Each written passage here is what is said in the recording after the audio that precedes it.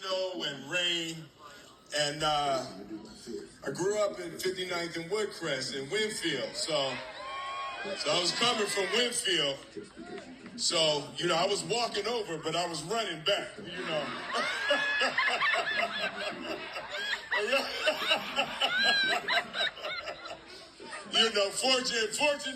Fortunately, the front of the school was just in the hilltop, so you could get back over the bridge, get back home, walk once you got on the other side, But to have Will Smith Way touching in the hilltop, I'm like, yeah.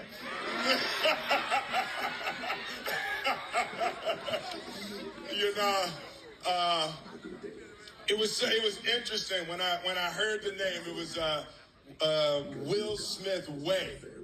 So I started saying to myself, well, what does that mean? Like, what is the Will Smith way? And I thought about that, and when I thought about the Will Smith way, I thought about my mother, my father, and my grandmother. And my mother is still here with me today, and my mom is here. And when I thought about the Will Smith way, the Will Smith way is encompassed in the lessons that I got from my father, my mother, and my grandmother.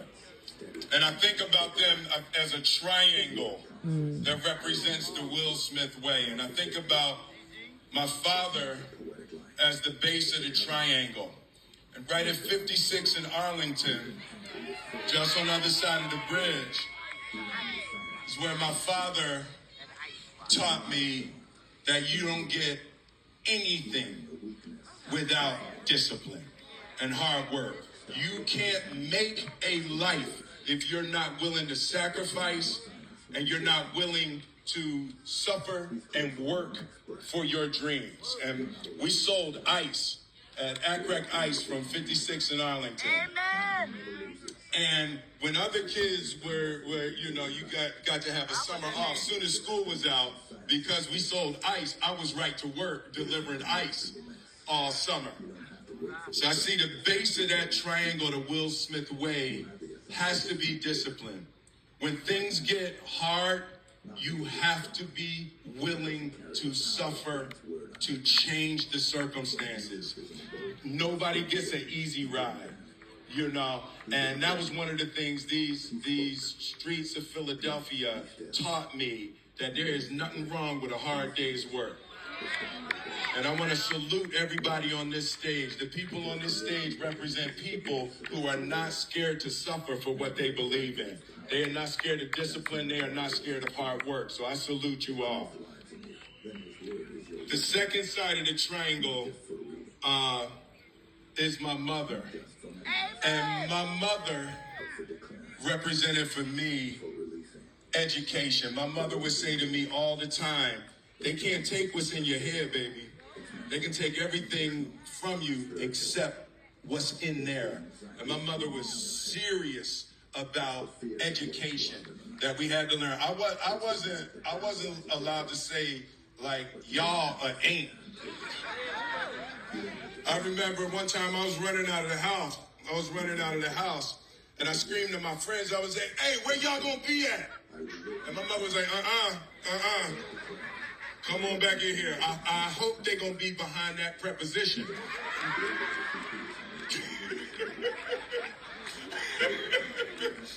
I'm back in the house and I'm crying, and my grandmother's like, a y'all is a boat, baby.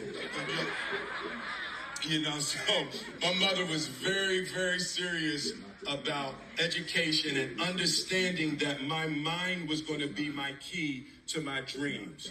That the study and the work and the education was going to be the key to my dreams. And then the third side of that triangle is my grandmother, my Gigi. And right down at Resurrection Baptist Church on 54th Street, my grandmother, she was that grandmother, she'd be at the church on Tuesday. Like, she was that grandmother. And, Jesus' homegirl. And My grandmother represented the love of God shown in the love for your brothers and sisters of the world. And she showed how every single moment your life has to be in service to somebody else. Even when we didn't have nothing, she was giving it away. She was like, she lived completely in service. And I remember one day she brought a homeless lady into the house, and she was washing. Like Miss Clara, oh, it's my sister Ellen. Yeah, Miss Clara. Remember, she brought Miss Clara in the house, and she washed a homeless woman in the tub and gave her clothes and fed her and all of that. And I was sitting and I was looking, and I remember thinking to myself, I'm never getting in that bathtub again. But a deeper lesson came later. A deeper lesson. A deeper lesson, you know, it was the understanding that the only thing that is ever going to make this bearable, all of the problems, all of the difficulty, the only thing that's going to make it bearable is we have to figure out how to love each other, y'all. We have to figure out how to help each other. We have to figure out how to care for each other. And, you know, when people come out and they look and they see the Will Smith way, I hope that they will reflect and we will reflect. Even me sometimes, I don't get it right. I don't get it right all the time for sure. You know, don't get it right all the time. But, you know, I would love to say, whereas Mayor Sherelle Parker has declared that the city of Philadelphia on July 4th, I will certainly be here myself.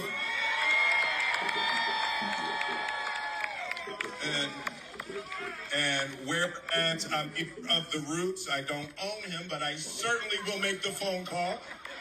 Certainly will.